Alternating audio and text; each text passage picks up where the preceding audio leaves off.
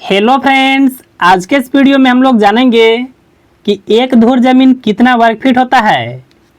अगर देखिए आप एक धुर जमीन को समझ जाते हैं तो जो भी देखिए कट्ठा होता है या फिर बीघा, उसको आप बिल्कुल आसानी से समझ जाएंगे।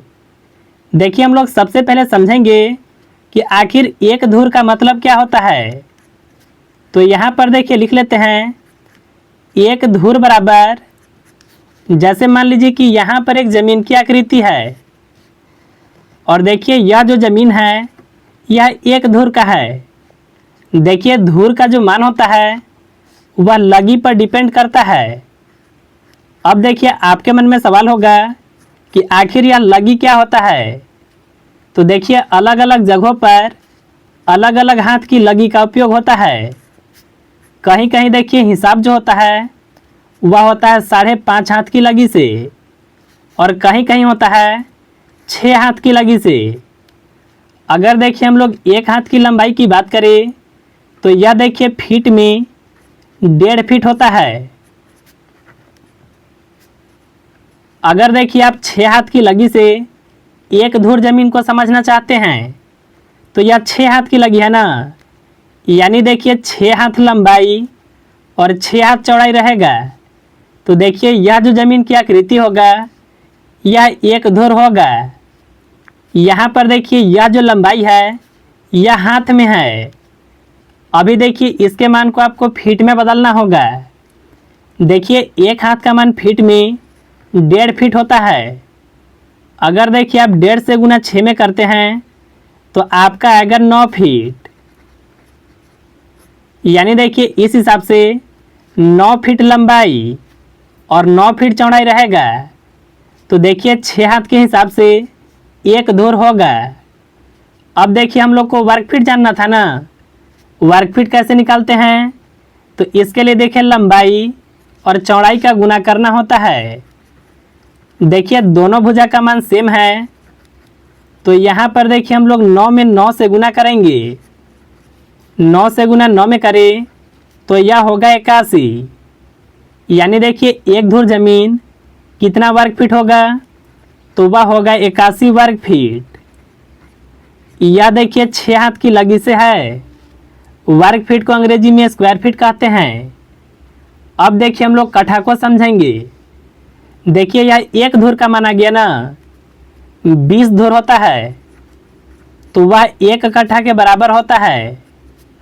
यानी 20 धुर बराबर एक कट्ठा होगा। यहाँ पर देखिए एक धुर का मान है वर्ग फीट में।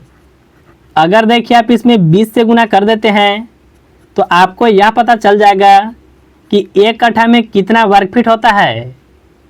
अगर देखिए आप 81 में गुना 20 से करते हैं तो यह होगा 1620। यानी देखिए एक कट्ठा में 1620 वर्ग फीट होगा।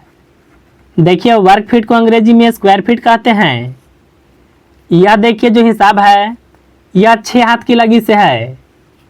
अगर देखिए आप इसी तरह से बीघा जानना चाहते हैं तो आपको देखिए पहले से ही पता होगा 20 कट्ठा बराबर 1 बीघा होता है।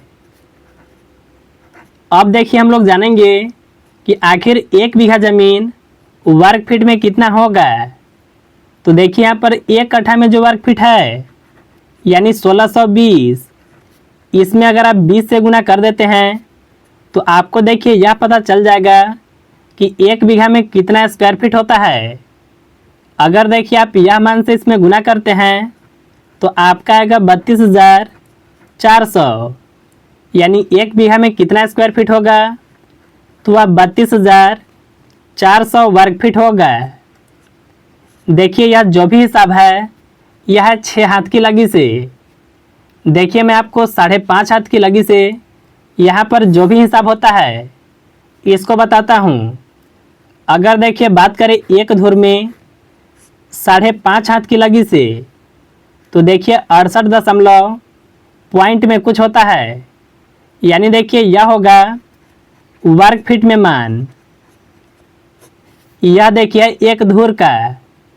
अगर देखिए आप 1 कट्ठा जानना चाहते हैं तो देखिए 1 कट्ठा में होता है 1361.25।